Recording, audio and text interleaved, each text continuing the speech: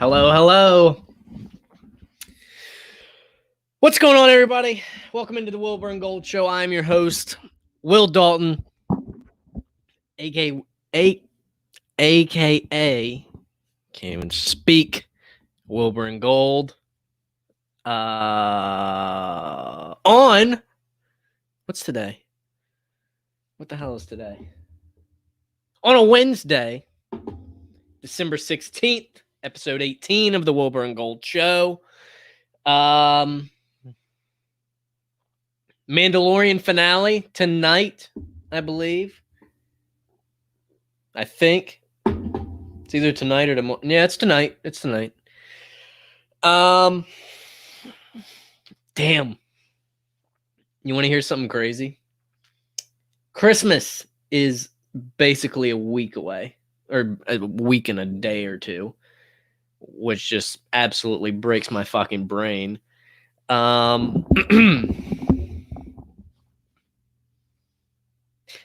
Just a few weeks ago was Halloween. Like, I don't know. Time, it's flying, man. Time is absolutely... You know what's weird? It's like this year, 2020, time, it's like it's flying and it's not flying at the same time just because of everything that's happened. And yeah, it's like, I don't know, this year is still like rolling and it's about done. And I got to tell you, I have a prediction that this is going to be one of the biggest, it's going to be difficult because obviously COVID is still going around. So obviously, people aren't going to be, people will be celebrating. It's just going to be more behind closed doors this year, not obviously in fucking Times Square, crowds everywhere. But I'm telling you, behind scenes, behind closed doors, this is going to be one of the biggest New Year's of all time because it's just, people are so over 2020. People are over it. People are ready to move on, turn the page. And I think even if things aren't quite back to normal just yet in 2021, because obviously they won't be. It doesn't just, it's got to kind of work its way out. The vaccine for COVID's kind of got to circulate for a few months before it really makes an impact and start to mellow everything out, or start to mellow things out, I should say. But I got to tell you, just that ball drop, 2021 being officially started, it's at least going to feel like it's the beginning of the next page. Even if it's not quite there just yet, it'll feel like it's started. And then with the vaccine again circulating, we're going to get there. We're going to get there. I really believe that. So, but nah, man, Christmas it's right around the corner. I'm excited. I'm going to buy myself a new Force FX replica lightsaber. Still haven't decided which one I want. Fun fact, I had a nice little, those of you that know anything about me know I'm obviously a diehard Star Wars fan. I always say it like this, it's not a favorite movie. It's a part of me. It's my fucking religion. I like to consider myself a Jedi or a Sith on occasion, depends on my mood. So yeah, Star Wars is very important to me. And I had a very nice collection started of Force FX lightsaber replicas, not the toy plastic ones, like the fucking prop replica, $150, $200 a pop lightsabers. I had let's see, I had Luke's from A New Hope. I had Luke's from Return of the Jedi. Had Darth Vader from the original trilogy. Had Kylo Ren from the new trilogy. Had Mace Windu, obviously, from the prequels. I had Obi-Wan Kenobi from episode 1 and 2. And then I traded that in and got Mace Windu's. And then I also had one of the master replica Yoda lightsabers from the prequels, but I actually flipped that. And that's actually where all of my lightsabers went. I don't have one. I got to rebuild my collection. I had all those. and I decided to one by one sell them all, because that's kind of not kind of that's what I do is I sell things. That's my main source of income is I sell things and flip on eBay, on Facebook Marketplace. Kind of that entrepreneurial type thing. Buy and sell stuff, and that's how I make my income, or one of the ways.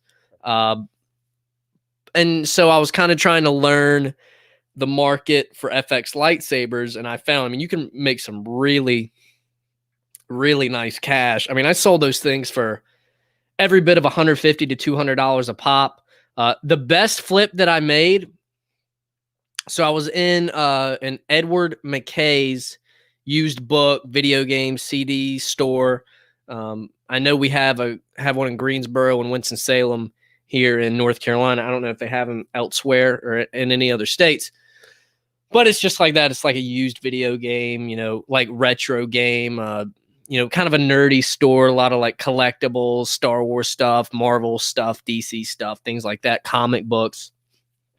And so I walk in to a McKay's one day, and this was right when I first started selling a few of my lightsabers. And I found a master replica Yoda FX lightsaber. And if you don't know, Master Replica, that was the first company that started actually making these prop replica lightsabers. They started back in 2002, I believe, with Anakin Skywalker Attack of the Clones, which is actually one of the sabers I'm debating getting for Christmas.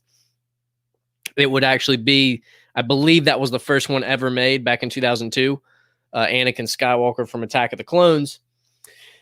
So I walk in. Now, this particular lightsaber was made in 2007, so a couple of years after the prequel was done, with Revenge of the Sith and everything.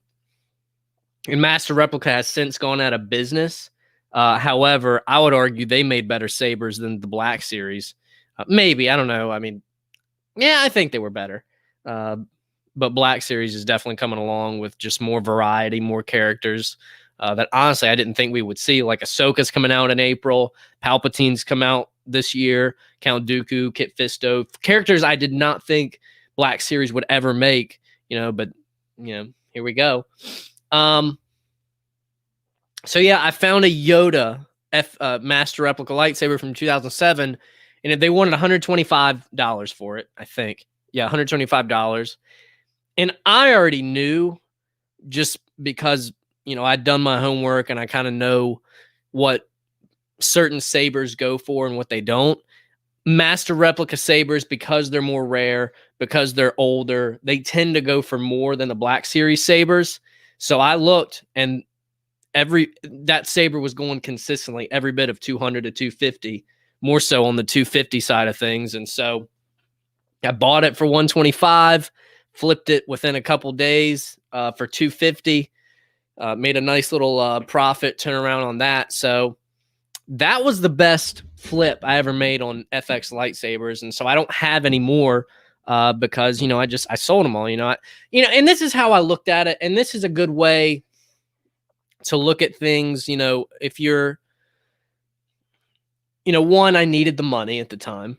Two, I was kind of trying to learn the market, how to sell things on eBay and things like that. So I was like, but I also looked at it from this standpoint. It's like, listen, I know what my fucking house is going to look like one day when I really build up a Star Wars. This little background here is just the beginning. Like, I'm going to have a wall full of FX lightsabers and a whole man cave full of just Star Wars shit. So I wasn't too concerned about just selling off all my lightsabers. I'm like, I know I'm going to have a giant ass collection one day. I don't mind selling them now, making a nice little bit of money now, because I know eventually down the road it's going to be ridiculous. So, and that's kind of a valuable lesson to be learned is, sometimes you need to give up quick little short-term pleasures now to have a much more sustainable and bigger pleasure in the bigger picture. Sometimes people settle, whether it's financially or whether it's with your health and fitness, eating junk food a little more often than you should, whatever it is. A lot of times, if we would give up some of those short-term pleasures and be patient and kind of work towards a bigger picture, we could have much better for ourselves than just that little short-term, especially financially. When we buy things we really don't need, we want this specific thing, whatever it may be, for whatever it is. And we tend to settle for a lesser, almost maybe even knockoff version of what we want, when if we would just hold off a little longer and be patient, you could really have something nice a little bit further down the road if we would just wait and get a little bit in a better position. So that's your lesson of the day on the Wilbur and Gold show. But so I don't know if you guys saw this. I'm sure some of you have. So there's this Tom Cruise video going viral right now on social media. And I don't know the story behind it other than just the base. I don't know the details, but what I do know is basically somebody or a group of people on the crew or whatever, somebody working on the set of the new Mission Impossible 7 movie wasn't following COVID protocols and procedures and things like that. And basically Tom Cruise flipped his shit, went off, was very, he had a lot of things to say that needed to be bleeped out. He was very explicit. Let's just say that. But I got to be honest with you. Some people might have an issue with what he said. I don't. Was it a little much? Yes, but I mean, when you're that angry, like, we tend to say things and that is a little bit much. I mean, when you're mad and you're fuming, like, you're not thinking, I probably should, like, you just let it fly. Like, so you got to kind of give him a pass for that, because one, he's obviously the star of the movie and he's the producer, I believe, of the movie as well. And he just was going off. And you can't, and you know what? It's a testament to why he's one of the greatest actors of all time. And why he's such a legend is because he takes it. He's had all this success that he's had, and yet he still takes it that serious. Like, I mean, you actually listen to what he was saying. He's like, I'm on the phone with producers and directors and studios all night long trying to make sure this movie happens, because our industry's down right now. Obviously, theaters are down. People don't have, unless you're like one of the main blockbuster movies like a Wonder Woman 84, like Mission Impossible, like Star Wars, The Mandalorian. A majority don't have the budget to pull something off like this right now with everything going on. And, he's like, we're doing everything we possibly can to make this happen. And you're basically fucking off and being selfish or whatever it is they were doing. And he basically said, if I ever see this shit again, whoever it is that did it is fired. I don't care. And it just goes to show, because he takes it that seriously, somebody with his success, that's why he's one of the greatest actors of all time, is because he's that serious about it. That's why LeBron's one of the greatest basketball players of all time. That's why Brady's the GOAT of quarterbacks, even though I think Mahomes is going to take that from him, and I can't wait to see it. People like that are at the top, and yet they still act like they're at the bottom. That's why they are where they are. When you take that talent and put it with that work ethic, it's really hard to beat. In fact, it's almost impossible to beat somebody like that. So, in fact, that actually leads very nicely into the next thing I wanted to get into, which is all this James Harden stuff going on right now.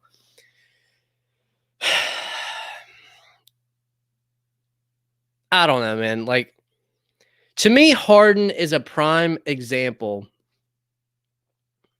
So one of the discussions going on right now is, did the Houston Rockets fuck up basically giving James Harden too much power over the years, giving him whatever he wanted, whoever he wanted, and he's got no championship or even finals appearance to show for it? Furthest they got was the conference finals against the Warriors once or twice. I don't know if it was just the one time when CP3 was there, but they don't have anything to show for it, basically. And that's a prime reason. It's a prime example of, so you got LeBron, who's got all this power, ridiculous power. And then you've got James Harden, who's been given power. James Harden is the example of a player getting that type of power and failing with it. LeBron, on the other hand, is an example of somebody who's got that level of power, and that's what you would want to do with it. You know, makes players, every single player, for the most part, that has played on a LeBron James team has been better than if they weren't. You know, Mike Miller back in the day with the Miami Heat was better. Shane Battier with the Miami Heat back in the day was better. What was his name? Who else? You know, players that he played with on the Cavs. You know, J.R. Smith is better when he's with LeBron.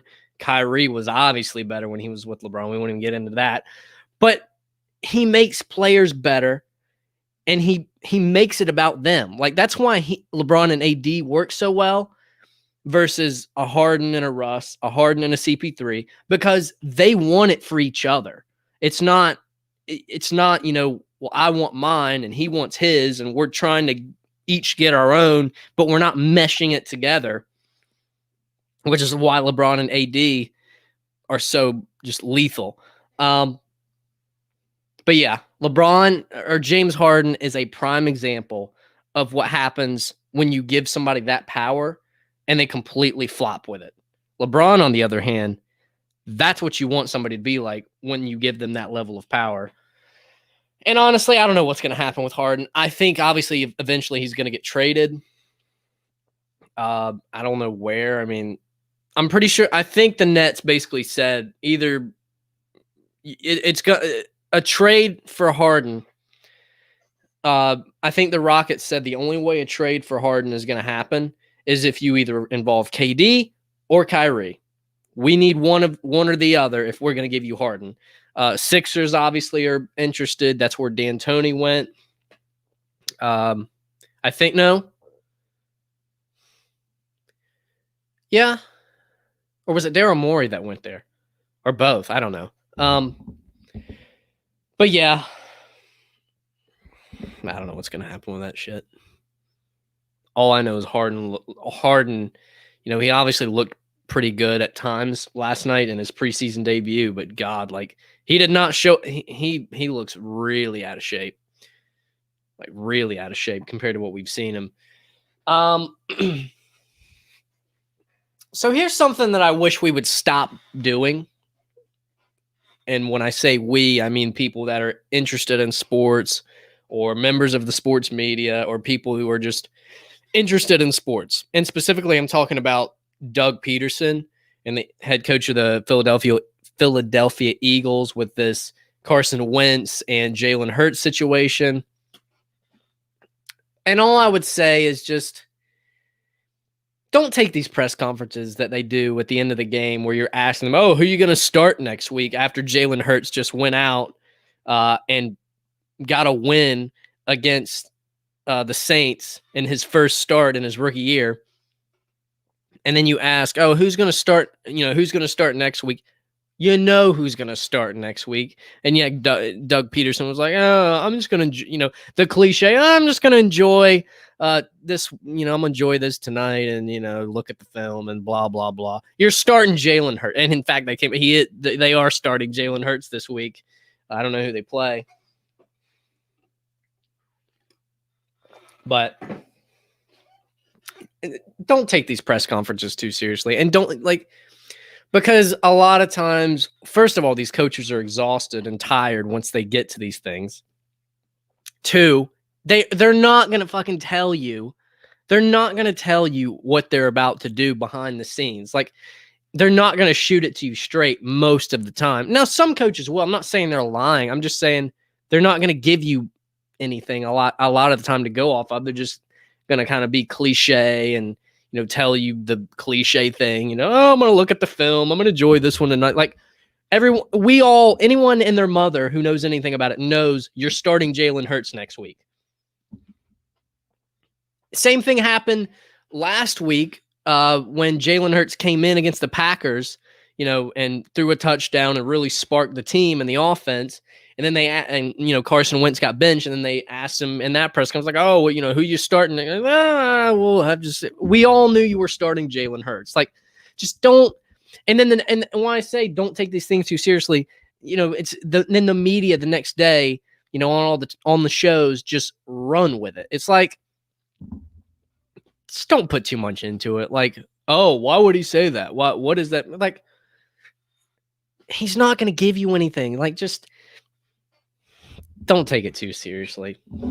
Use common sense. You tend to usually know what's going to happen. It's just like, why are you even asking half the time? Just, I don't know. I'll tell you something. Lamelo Ball is disgusting. I mean, just disgusting. So I've been watching, because I'm a Hornets fan, obviously these preseason games that have started in the last week. Hornets have played 2, both against the Raptors. LaMelo didn't score anything in the first game, but God, I physically could not stop watching him pass the ball. I mean, there was a highlight every 10 minutes that I got on Twitter or Instagram of him just like a pass behind the neck, behind the back, through just an alley-oop, like disgusting. Like, I didn't even care that he didn't score any points in his first game. Like, I did not care. Like, he's young. He's 18. Like, he'll be good. And then he I think he had 12 points in his second game. That one, I mean, in that one too, like the passes, the oops, like just, it's gross, man. Like, I can't stop watching. It's so smooth. Like, it's such an like, I'm not used to seeing the Hornets on Sports Center and Barstool and House of Highlights. Like, I'm not used to seeing that. And as a Hornets fan, it's really not. It's a really exciting time to be a Hornets fan right now. God, I mean, just smooth, I'm telling you. So, yeah, I think LaMelo's going to be the best at all of them, obviously, because LiAngelo's struggling to even stay on a roster. He got waived by the Pistons just as soon as he got signed by him. So kind of staying on the topic of movies, man, it's an exciting time. It's an exciting time to watch movies, especially if you're into Star Wars, especially if you're into Marvel, and specifically Spider-Man. So Disney obviously unveiled all these new projects and shows that are going to be coming to Disney Plus. And we'll get to that in a minute, but all these announcements that are coming out about the Spider-Man 3 movie, Tom Holland. And if you don't know, which if you're a fan, I don't know how you couldn't know by now, Tobey Maguire's coming back. Andrew Garfield's coming back. Not that I care as much about Andrew Garfield, but Tobey Maguire's coming. Actually, let me put it this way. Everybody's coming back. Everybody. It ain't just Tobey Maguire. It ain't just everybody is coming back. Doc Ock, Alfred Molina, the dude who played Doc Ock in the original Spider-Man 2. That was the first shoe to drop. And that was kind of the first, all right, well, that's odd because he's from Tobey Maguire's Spider-Man. Why is he coming for the Tom Holland Spider-Man? Which obviously started some conversation about, all right, is this going to be like a Spider-Verse type thing because it's like, why would you bring the Tobey Maguire Doc Ock back and then not bring back Tobey Maguire? Like, it just wouldn't make any sense. Like, it would be stupid. So then they announced that Jamie Foxx was coming back to play Electro, who was one of the villains from the Andrew Garfield Spider-Man, the Amazing Spider-Man 2. So that was odd because it's like, all right, we've got a villain from this one coming, and now we've got a villain from this one coming, and they're all coming to this one. Something's weird here. And then obviously the big announcement came out that Andrew Garfield is coming back. Sony and Marvel, I think, were still in contract. I don't know if they finally got that done, but they'll get it done. That Tobey Maguire will be coming back as Spider-Man. And then I heard that, which I didn't know this, and I'm interested to see how they use her. Apparently, Mary Jane Watson from the Tobey Maguire Spider-Man's coming back. I mean, everybody. And then I saw the dude, I forget his name, William something, whoever played Green Goblin in the very first Spider-Man movie back in like 2002. He's coming back to play Norman Osborn, Green Goblin. So that's why I say everybody is coming back. And it is going to be so epic. Like, I'm just excited to see Tobey Maguire again. That's all I give a shit about, is seeing Tobey Maguire again, because obviously Spider-Man 4, back in the day never happened. And it's going to be epic. And then speaking of epic, did y'all see Boba Fett in The Mandalorian?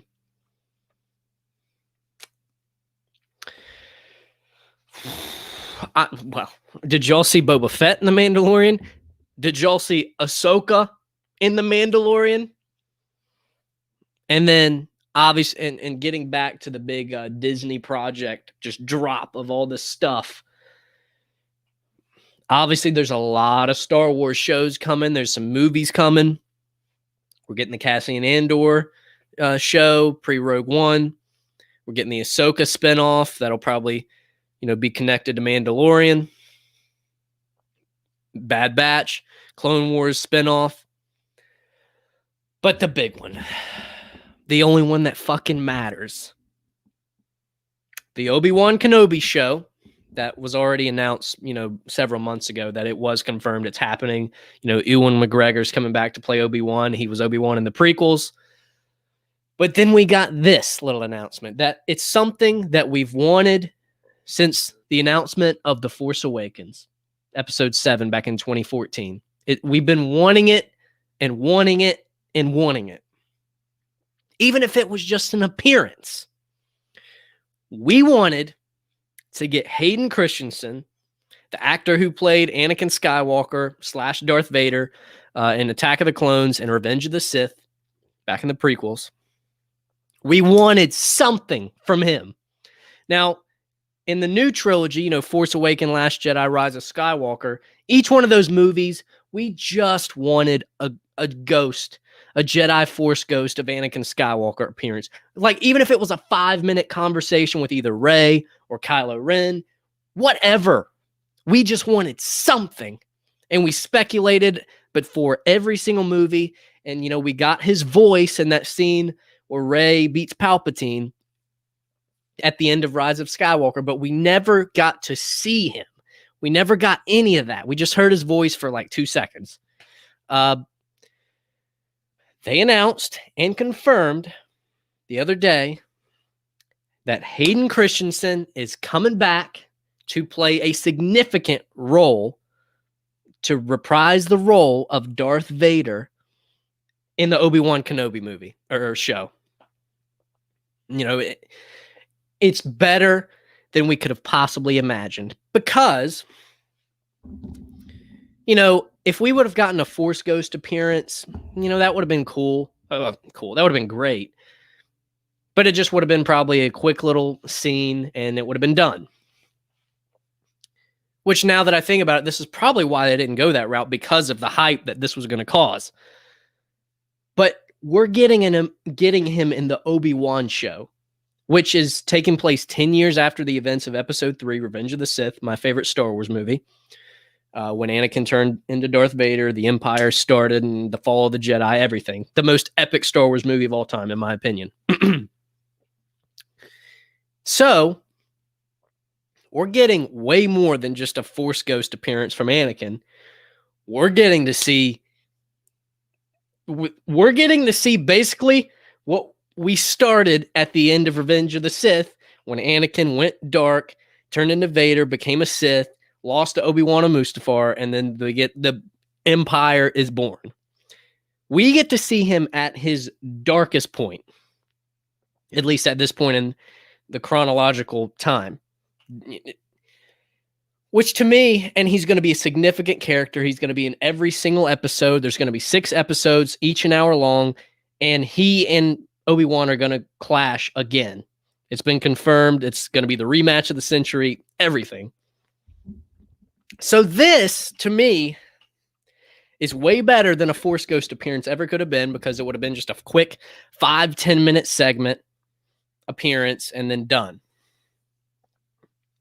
But this is going to be Hayden, Vader, as we really knew him last, as a destroyed Anakin, born into Vader. You know, his life is falling apart. He loses Padme. He's lost his legs and his other arm, and he's now in this suit, basically Palpatine's puppet, and he's mad at the universe. Clearly. So we're getting to see him right where we all wanted to see him.